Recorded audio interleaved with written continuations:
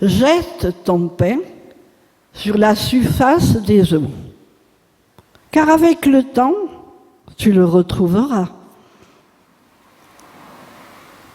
Chers frères et sœurs,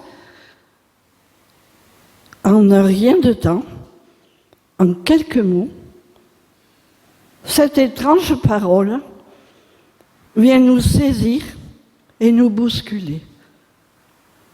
Jette ton pain au-dessus des eaux. Quel récit étrange que celui-là! Comment recevoir ce texte aujourd'hui où tant de personnes meurent de faim dans un contexte social difficile où à l'inverse des personnes vivent dans l'abondance, voire la surabondance. Le gaspillage, quoi. Comment recevoir ce commandement qui dit la confiance alors que nombre de personnes qui se débrouillent comme elles peuvent pour s'en sortir. Nous sommes confrontés à tant de guerres dans le monde à cause de dirigeants politiques qui mènent des actions inconséquentes et tyranniques pour leur peuple ou pour les populations attaquées. Nous pensons à toutes ces populations déplacées, privées de leur maison, de leur travail, de leur village. Nous pensons aussi à ceux qui choisissent de partir loin, qui font le choix de l'immigration. Leur dénuement, leur courage, leur vulnérabilité vis-à-vis de tous ceux qui veulent profiter de leur faiblesse. Les dangers mortels auxquels ils font face, tout cela nous touche et nous affecte. Que des êtres humains se retrouvent déplacés sur des routes avec des bateaux de fortune, avec beaucoup de courage, sans rien, pris au piège par des passeurs. Malhonnêtes, c'est inadmissible. Nous pensons à l'enfant prodigue, déchu, qui se met à rêver de quelques miettes de ce pain chez son père.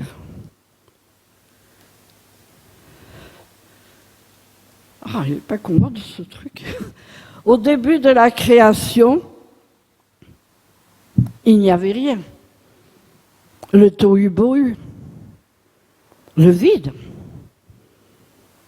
Puis Dieu, par sa parole, sépara les eaux d'en haut des eaux d'en bas.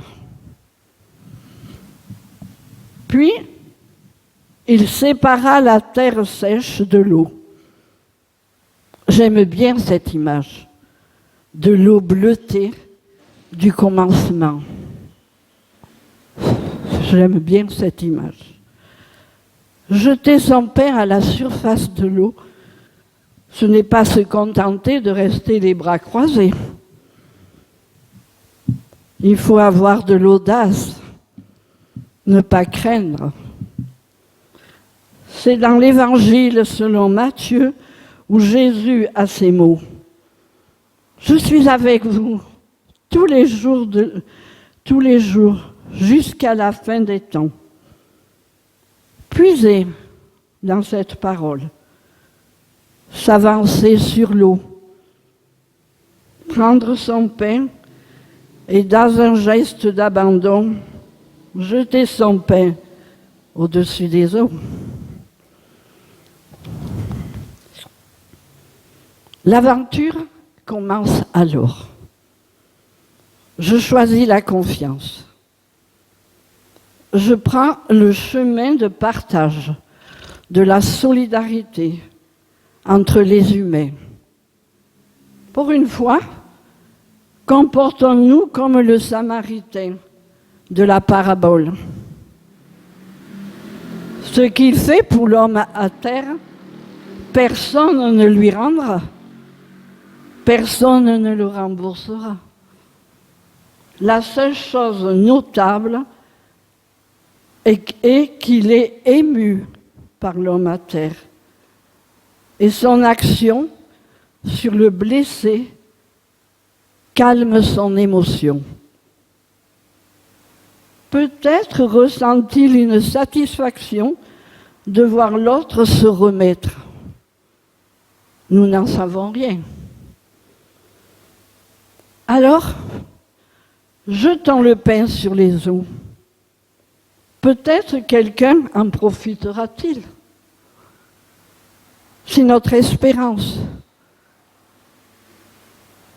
L'espérance est ce qui nous permet de voir au-delà de l'obstacle.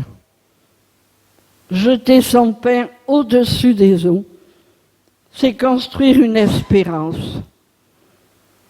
Se préparer un avenir, ou même préparer un avenir pour d'autres, des prochains comme des étrangers.